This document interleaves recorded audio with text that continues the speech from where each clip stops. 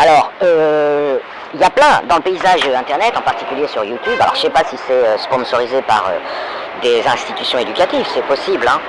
Mais c'est très bien. En tout cas, il y a plein de vidéos de vulgarisation. Donc moi, je vais me proposer de temps à autre, parce que c'est pas à ça que j'ai dédié mes comptes, mais de corriger les petits biais, les petites... quand on induit en erreur, sans le vouloir, hein, c'est pas un reproche que je fais, je l'ai déjà fait pour le produit tensoriel, je le refais ici. Je vais faire des petites vidéos de correction. Parce que le cerveau, enfin, c'est uniquement pour faire des petites alertes. Donc moi, je suis pas du tout dans la vulgarisation. Vous allez pas, enfin, je suis dans une partie un peu quand même, mais je veux dire, c'est pas l'objectif premier. L'objectif premier, c'est de mettre des petits stops à ce que les vulgarisateurs sacrifient parfois, à cause de la manière dont le cerveau appréhende la science, le raisonnement, etc.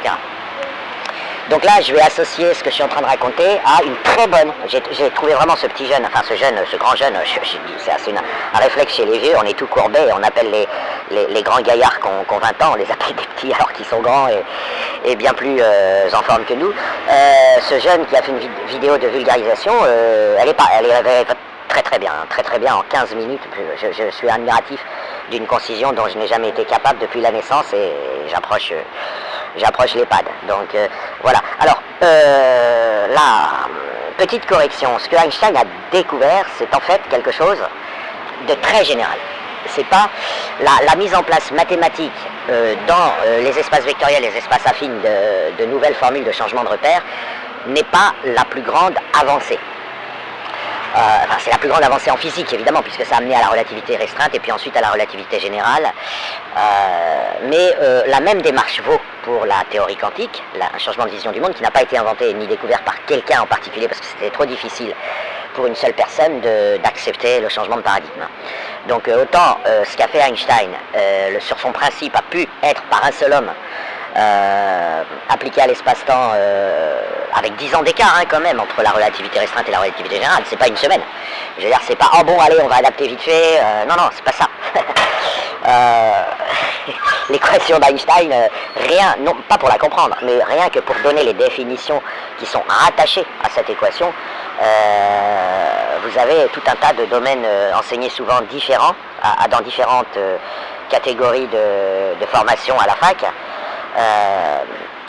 Vous voyez, ça s'est pas fait, ça pouvait pas se faire en moins de 10 ans, et en plus Einstein, il avait la chance de bénéficier de beaucoup de gens qui l'aimaient bien, qui échangeaient avec lui, il était modeste, donc il avait recours à des mathématiciens, il n'avait pas besoin de faire le boulot tout seul. Mais disons qu'il a vraiment aiguillé de manière très correcte les gens vers la relativité générale, ce que probablement on peut imaginer des équipes collectives auraient eu du mal à faire. Par contre pour la théorie quantique, ça n'a pas été possible, et on n'a pas pu accoucher d'une théorie satisfaisante, mais elle, par contre elle s'applique parfaitement bien.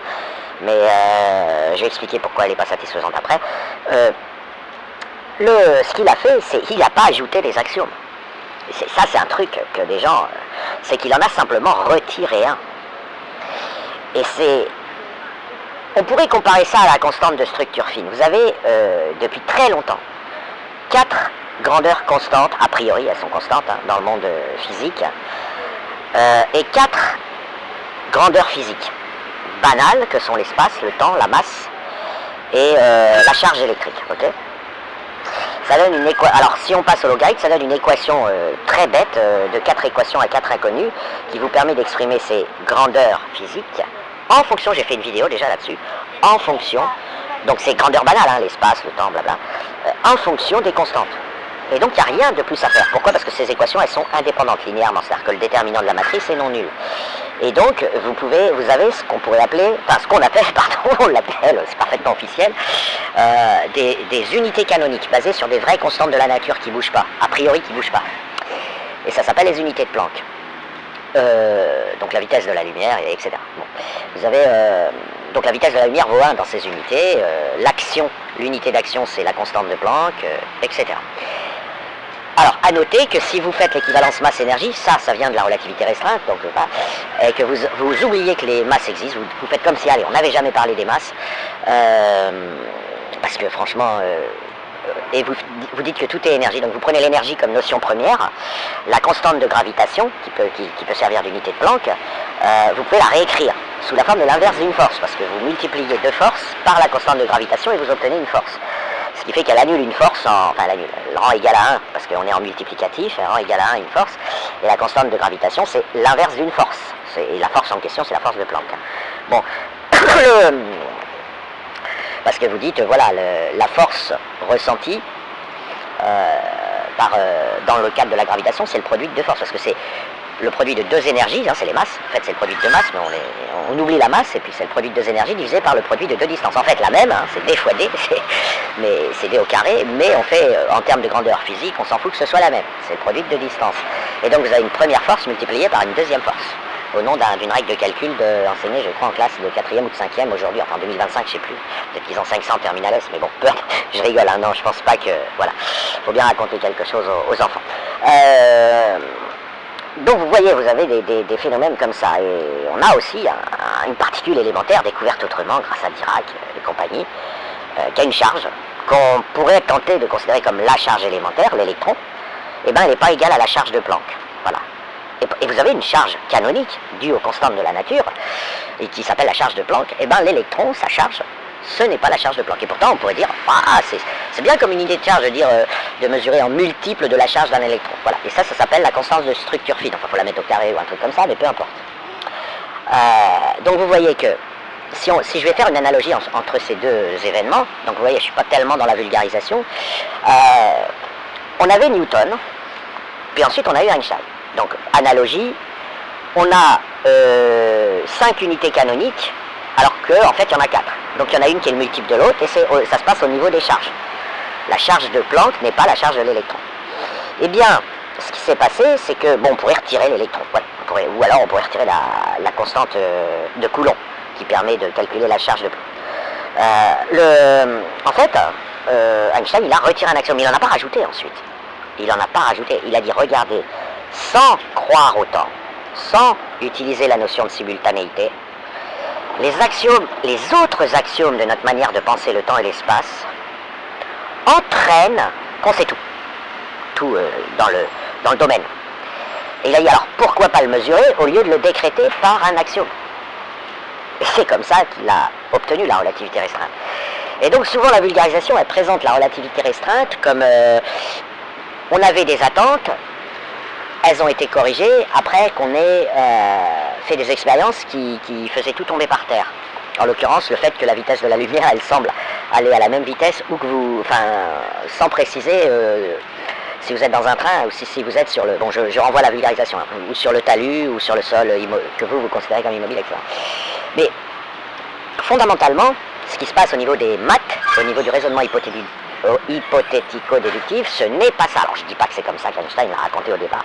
Il aurait probablement eu moins de succès. Mais c'est comme ça. Ce qui se passe vraiment, c'est qu'il dit, attention, on a un axiome en trop. On a un axiome, on a décrété quelque chose qui, en fait, peut être déduit des autres axiomes et des expériences qu'on peut faire. Et donc, on le jette, mais on n'en rajoute pas un. On mesure le nouveau, celui qui est réel. Okay, qui est, bon, voilà, la façon dont on fait des changements de repère en relativité restreinte. On peut le mesurer.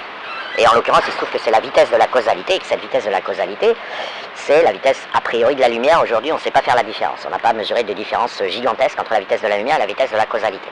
A noter que s'il y avait une différence, les photons auraient une masse. Bon, mais passons.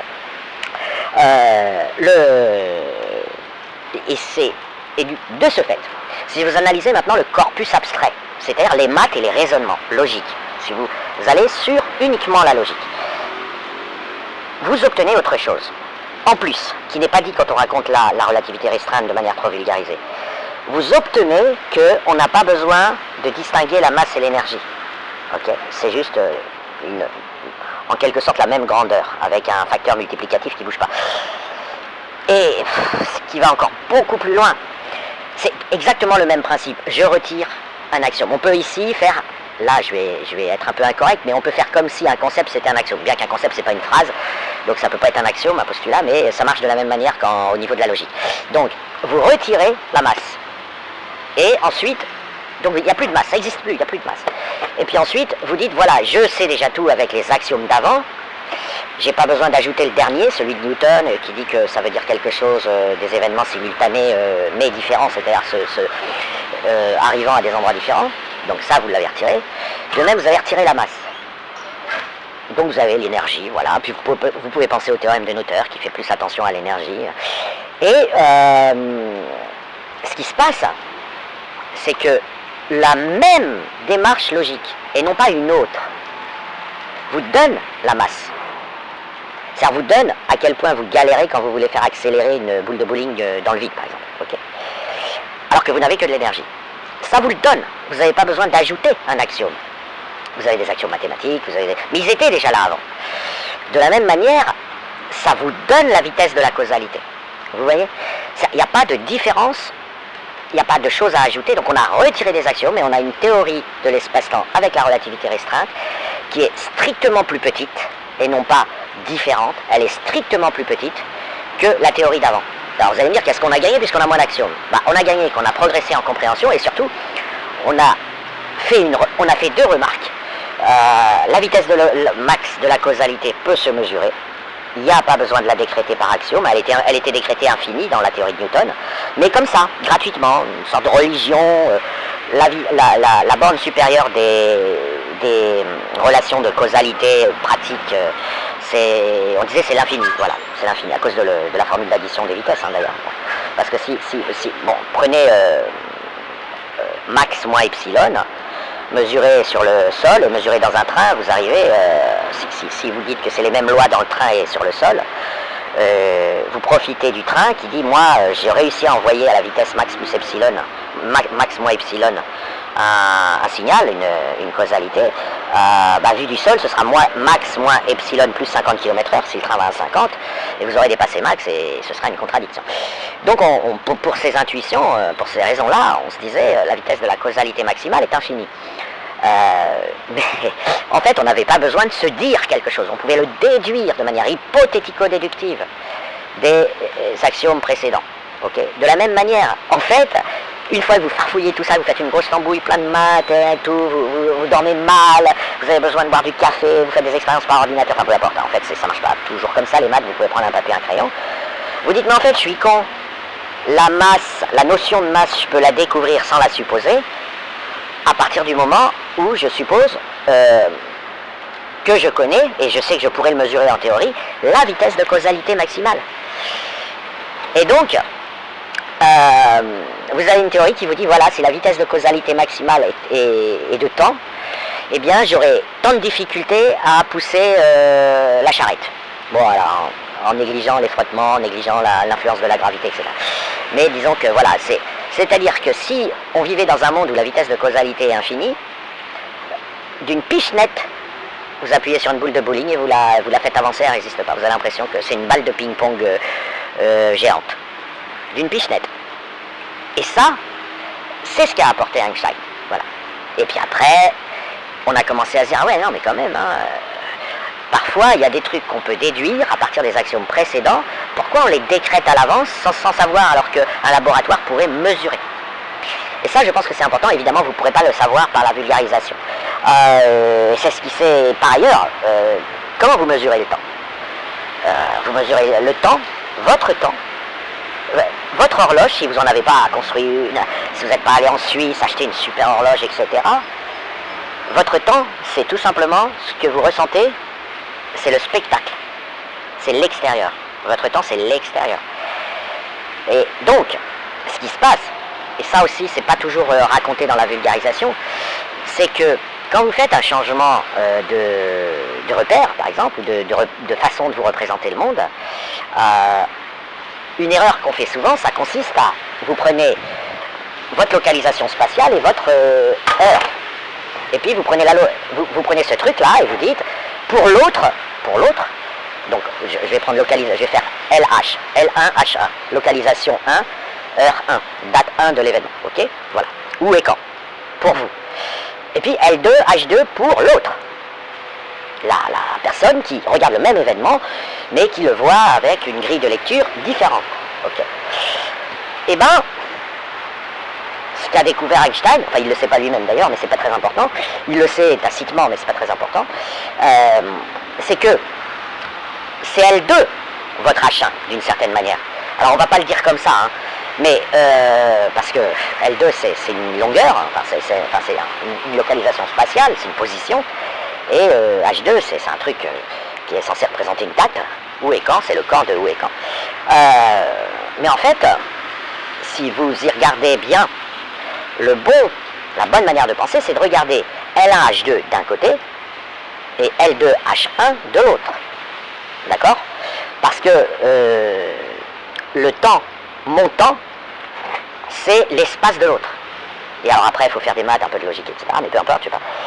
Et là, vous n'avez plus le choix parce que vous avez des théorèmes qu'on peut démontrer. En l'occurrence, le théorème de Pythagore, alors il n'est pas, entre guillemets, pas toujours vrai, mais enfin, les axiomes qui permettent de démontrer le théorème de Pythagore ont une robustesse particulière, puisqu'il s'agit non pas d'ajouter un axiome, mais d'ajouter des égalités, de réduire à un point une classe d'équivalence. Donc c'est pas très gênant, c'est-à-dire que même si c'est faux, c'est vrai quand même, entre guillemets. Bon, après je vais pas rentrer dans le détail des maths. Mais le théorème de Pythagore, il dit que bon, si vous voulez pas tordre vos ressentis planaires, c'est-à-dire que vous regardez une carte, il y a des choses que vous ne pouvez pas faire matériellement dans la vie, vous avez un carré sur lequel il y a des pays dessinés, il y a tout un tas de trucs. Vous ne pouvez pas l'étirer dans le sens de la longueur et sans changer la largeur, vous voyez. Ça, vous ne pouvez pas. Matériellement, vous ne pouvez pas. Ou alors, il faut que ce soit un carré dans une matière élastique, fabriqué dans une usine spéciale. Voilà. Par contre, ce que vous pouvez faire absolument sans avoir recours à un prestataire extérieur, c'est tourner votre carré, vous voyez, d'un quart de tour, d'un demi-tour. Donc vous avez quelque chose de matériellement privilégié dans notre vie quotidienne, quand on pense, et quand la pensée, on a recours à la matière, c'est les rotations. Et ce qu'a découvert Einstein, c'est que les bons changements de repère, c'est des rotations, mais à condition de ne pas commettre l'erreur.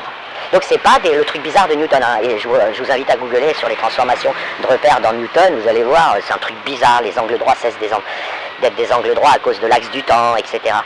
Einstein, il a dit, attendez, franchement, ce serait bizarre qu'on ne préserve pas les angles droits. Et en fait, on a des rotations. Mais à la condition de bien comprendre un truc, c'est que votre temps, c'est l'espace de l'autre.